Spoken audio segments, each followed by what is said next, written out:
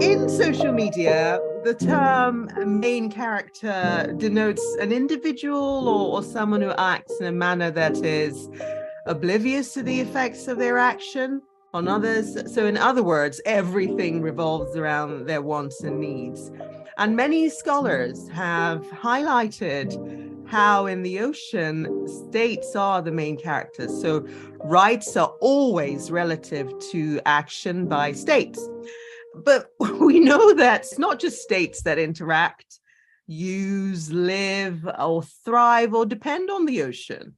The state of the ocean at the moment reflects the many deficiencies with the system. And so we want to really hope for a better management model, something that's sustainable and inclusive. And so we want to really start to question some of the foregone conclusions we have with the oceans. And we've seen an increase in indigenous peoples and local communities and small scale groups who are also doing this, questioning this very system of foundation we have in place with respect to ocean action. And so in this pilot podcast, I'm super excited, the pilot podcast by the One Ocean Hub, we will be exploring the connection between customary laws, human rights, and the ocean. And just maybe, fingers crossed, move to the point where we can highlight ideas for meaningful change. Now, my name is Nkeiru Scotcher, and with me today discussing customary laws, human rights, and the ocean are Bolanle Erinosho, who is a hub researcher and lecturer at the University of Cape Coast in Ghana, and David Wilson, who's also a hub researcher and lecturer at the University of Strathclyde. I'm so happy to have you here, Bola and David. Thank you for coming. Hello, Nkeiru. Hi. I will start with you, Bola. How would you explain customary law? Oh, thank you. That's perhaps a very difficult question to answer, but I will try my best. So customary law really can be described as perhaps what we know as rules of conduct that communities and everyday groups and, communities and ethnic groups deploy in their everyday relationships. So it's perhaps a collection of shared customs of particular ethnic groups or communities that they have then accepted as legal requirements or obligatory rules of conduct. And they usually reflect the practices and beliefs that are vital and intrinsic parts of their experiences as a lived group of people. And how is this then connected with human rights and the ocean? So people don't normally see that there's a link between customary law, human rights, and the ocean. You're absolutely right. And in fact, for some people, the idea of customary law and human rights are two completely opposite ideas. And so the first thing we often will get when we speak to people about the fact that we're exploring human rights and customary law is they think, surely customary law is often inconsistent with human rights. And the reasons for that are quite a few, but I think the most important reasons really is on the face of it, people would often think customary law might be discriminatory, might have rules that are inconsistent with human rights or human dignity, and perhaps might, discriminate against vulnerable groups. So they talk about customary practices that are perhaps inconsistent with the idea of human dignity, which human rights talks about. And also for African states or African groups, there is also that idea that customary law itself is communal. So the ideals behind customary law, and remember I said it's about the lived or shared experiences of a people, they would often think about it as communal ideals. So customary law is very steeped in communalism, whereas human rights, which were mostly Western developed, is very individual. So often they'd say there are different ends of the spectrum. But for us, that's perhaps focusing on the wrong things. Customary law and human rights can and do connect. And in fact, particularly in natural resources or oceans law, you would see quite clearly that recognition. And it's not just for us, international human rights law has now come to recognize the importance of customary law. And so, for example, the Article 27, for example, of the Universal Declaration of Human Rights and Article 15 of the International Covenant on Economic and Social and Cultural Rights talks about the right to participate in cultural life. And they have expanded that idea to include the right to cultures of communities, their right to language, and their identity, and of course their shared cultural values, enjoying that in terms of their heritage, both tangible and intangible. And so even within the human rights setting, that the importance of culture and the rights of groups is now firmly established. So that, that idea of them being diametric opposites, we have moved away from that. And you would see that even in natural resources. So we've got declarations like the UN Declaration on the Rights of Indigenous People, UN Declaration on the Rights of Peasants, and all of this talk about the importance of including the cultures, which customary law is a part of, into decision-making around natural resources, which ocean is a part of. So at the start, yes, it might look like, these are two separate, disciplines, but in practice, they've come together, I think, quite well to help decision-making around the ocean spaces to be more inclusive of those communities. Brilliant. Thank you for that. Very, very insightful. Now, David, do you have any sort of insights on this whole customary law and human rights connection? What do you think, David? Yeah, hi, and thanks for having me as well. I think to understand what we mean by customary law, we do need to remember that customary law most often refers to those laws and protocols that were in place to manage human interactions and communal interactions, as Bola has outlined, including their interactions with their surrounding environments. And this was prior to the centralisation of law and governance under nation states as well. So crucially, in a majority of contexts, this refers to the current laws and protocols of Indigenous peoples and local communities, which laws and protocols have continued to exist and adapt and transform through periods of often violent upheaval and dispossession stemming from colonisation. And when it comes to the ocean, what it is important to remember is that colonisation not only imposed legal orders over land and peoples, but these legal orders were also imposed over the sea and over the sea's resources.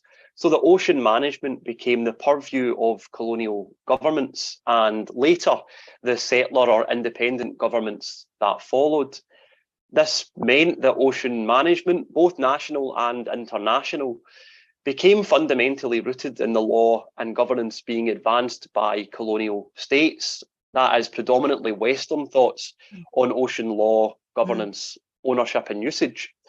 And these dominant legal orders exist in conflict with what became known as customary laws, those protocols which manage the day-to-day interactions of humans and seas across Indigenous and local communities.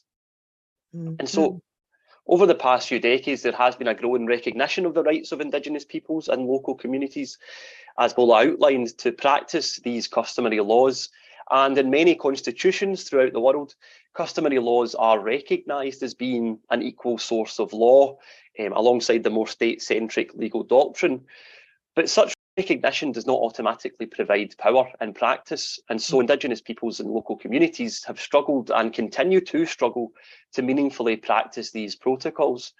And crucially, to protect their rights as these rights are established in customary laws from external ocean users, from others. And that's the thing. I think a lot of people forget the law. When you look at the law itself, it's an expression of societal values and norms, and law, customary law itself also is law, and exists again to manage human interactions, like you said. And of course, part of that interaction then involves rules and protocols, and again expresses those societal norms and values and rights. And so it's interesting, as you've also pointed out, really, that the kind of issue here is conflict between the current legal order and, of course, the customary law, and how in this conflict we find that, the current legal order kind of dominates, right? And this domination then is, of course, detrimental to customary laws, which here, like Bola has just told us, includes rights that manage human interactions with the ocean. So that is in itself quite interesting. I think a lot of people don't make that connection with law and human interaction. Definitely, it's kind of always seen as some external thing there in the background that isn't connected with our daily lives and our lived experiences. And so coming back to you, Bola, your work experience and research in West Africa means that you really kind of are the person who can enlighten our listeners as to the connection between customary laws and human rights. But I really want to say, if there's one thing really that you can make happen or begin in that space, what would it be? Okay, maybe you can have more than one, but I'd like to know what, if there's one thing in particular that you would like to see happen in that space, what would it be? So what would I like to see happen the most? Well, actually picking up on the word conflict that you used in what you've just talked about, in your response to David, really. Often, as you said, even though for many of the countries in West Africa, and I'm focusing on Ghana, which is the subject of our, much of the research we're doing at the moment, they have included customary law within what, for a better, use of word, state law, the law which has developed through the colonial period, which was imported via British colonial rule. So customary law is now ostensibly part of that law and recognized by the state, but the actual practice itself would often see that in many spaces and in natural resources, particularly oceans itself, not much has been done to see how we can fully integrate customary laws. So you would often see that within the discussions in the ocean spaces, the focus is still on what I would call the state law, so the acts of parliament, the state regulations and the bylaws of district assemblies, and often the discussions as to how the communities themselves self-regulate around the ocean is secondary. And so what perhaps I would like to see going forward is us coming to a position or a situation where these two kinds of laws, if you can call them kinds of laws, customary law and state law, are not discussed in terms of conflict, but rather discussed in terms of mutual supportiveness, how both can be in their own spaces, but interact in a way to ensure that the oceans are sustainably managed. And so it's moving away from the idea of conflicts or inconsistencies to an idea of mutual supportiveness. I think that's ultimately what we're hoping for. And that's totally fair, considering Ghana's independence from Great Britain was 1957. And that's been quite a while to kind of get that synergy and relationship and kind of inclusivity going, and it's quite interesting that that's not been the case at all. And so following up on that, what would you then say is the key challenge you faced in your work? I know that this is a thing that you think you would like to see change in, but would you say that's a key challenge you faced in your work in West Africa, or is there another challenge that you would like to highlight in relation to this issue? Yes, there are a few other challenges in addition to that. So one of them you've actually picked up in your response there. it's been many, many years since independence. And for many of those countries, Ghana inclusive, the first couple of years was looking at how to essentially decolonize the law. And so a few attempts were made to try to integrate customary law. But I would say since those initial attempts, it has kind of stalled a bit. And so in some parts, it's developed a bit more. So in terrestrial spaces, for example, around some resources, that's been a bit more work. But in the ocean space, where almost a quarter of the population, I should say, live along the coast, so the ocean space is very important and very, vast space. It has stalled.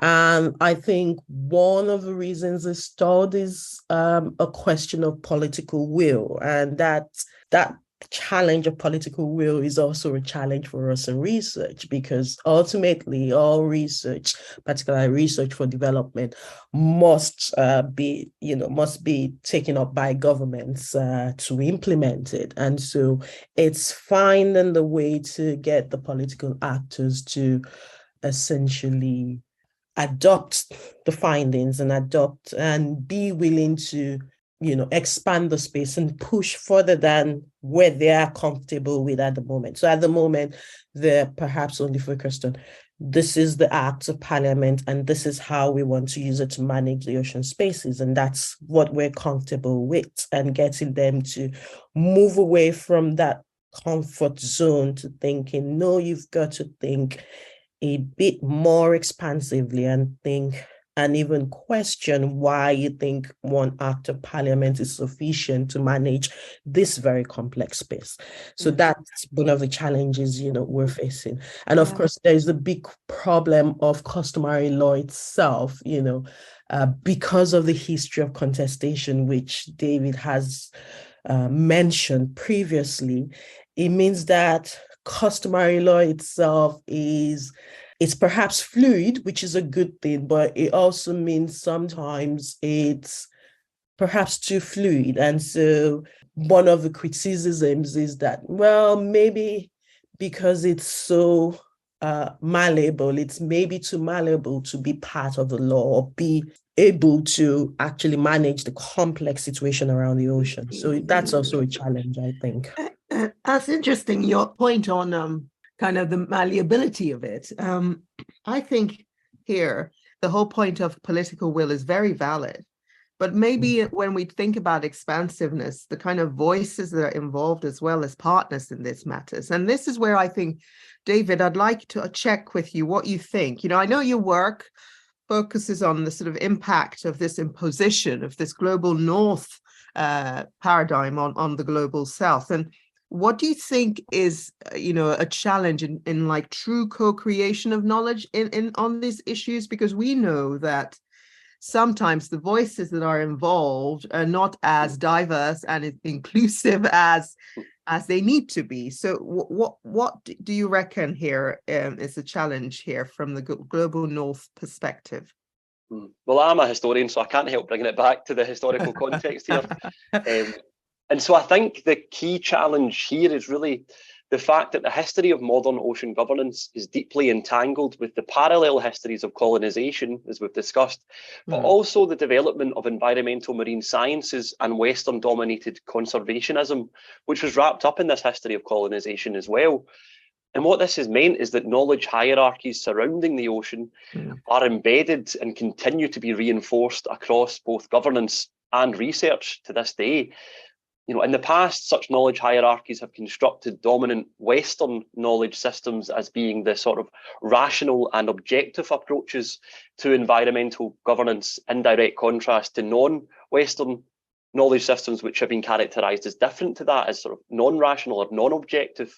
And this has placed a different value on what we refer to as scientific knowledge to that which is often referred to as, traditional knowledge or community science or vernacular science. And I think one key issue within this is the idea of evidence and what is now being accepted as evidence within ocean governance research.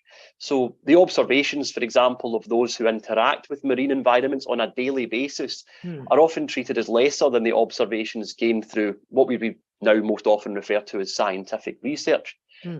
Similar to the ways in which customary laws are often required to be justified in national courts, in courts that are not rooted in customary laws.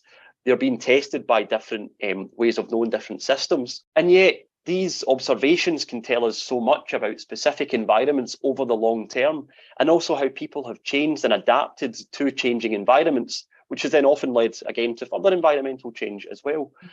And this knowledge is often deeply place-based and unique to different environments. And these have then informed the protocols that have been put in place to govern these local areas, these local marine areas. And we often see that such locally managed marine areas, based on such knowledge and observations, prove more sustainable and more effective than top-down governance that is informed by science. And indeed, top-down governance utilises science in conjunction with the law to justify the sort of assumption of the rights to make decisions about that space. And then it's not, it proves not as effective or is not as sustainable than place-based knowledge and place-based systems. I think one of the key challenges as well within this is that it's not really about placing one of these forms of knowledge ahead of the other, or even trying to bring these knowledges together and merge them in some way.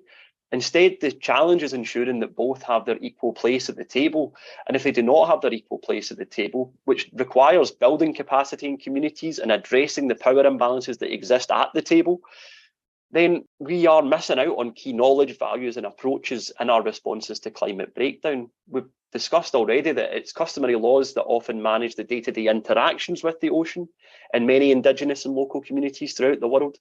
And so our responses to climate change and ocean challenges just simply cannot neglect or ignore the importance of that.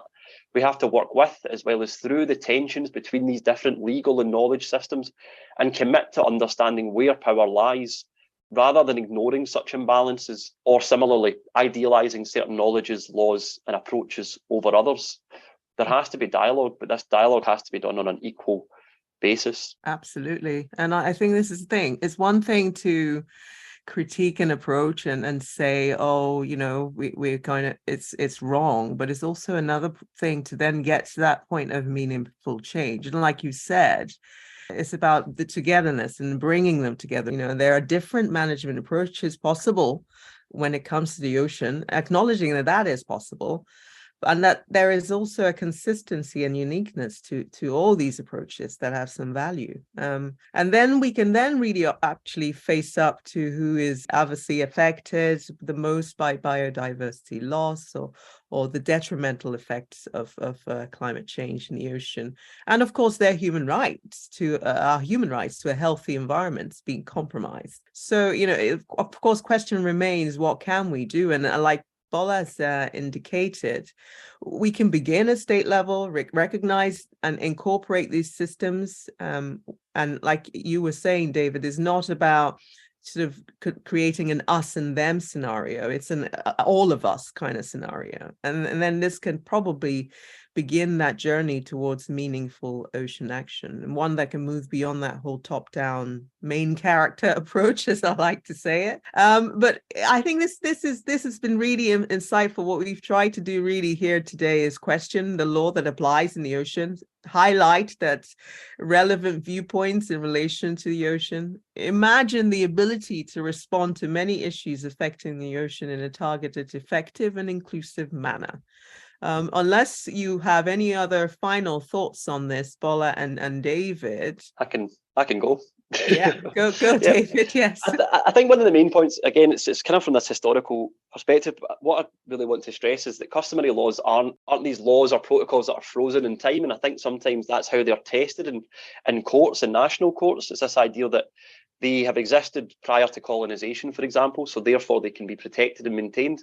And that's not really the point. The point is that these are past, present and future customs and protocols over the lands and seas that are managed by Indigenous peoples and local communities in response to changing conditions. So they aren't frozen in time and place, and they shouldn't be judged by that time, by that sort of historical link. Instead, as we've discussed, customary laws are fluid and adaptive, and this needs to be recognised as these are laws that are able to respond to and develop from the latest knowledge and observations surrounding environments.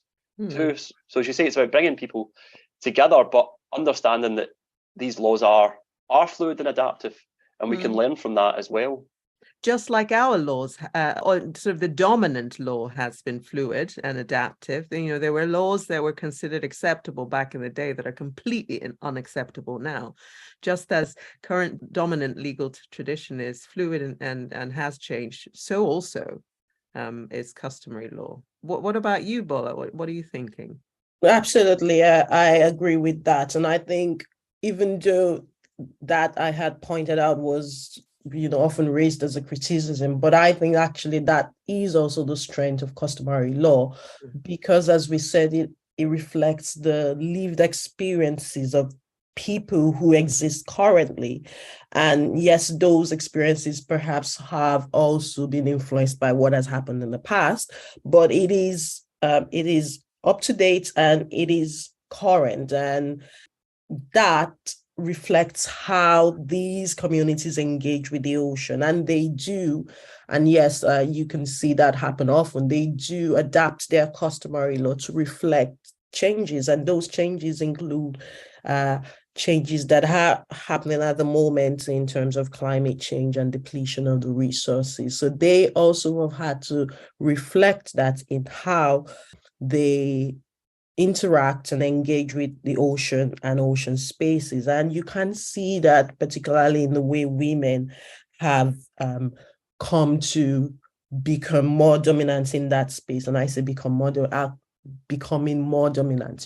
There's still a long way to go, but because of some of the challenges around the ocean and some of the resources and decline, for example, in Ghana, decline of fisheries resources, the women have had to be more adaptable and perhaps even start to take a more prominent role in trying to find solutions to it. And so even that idea, customary law in the past have, maybe disenfranchised women, is not quite true in the present, because we're seeing that even change as well. So it's that point about, yes, it's a strength of customary law, that ability to be able to reflect changing circumstance, and that we think it can bring to that table and also help when we make decisions around the ocean. Brilliant. And on that lovely note on strength in diversity and inclusiveness, on prominence of roles that were formerly ignored, I want to thank you all for tuning in to the pilot podcast by the One Ocean Hub, and to thank you, David and Bola, for your very interesting insights into this.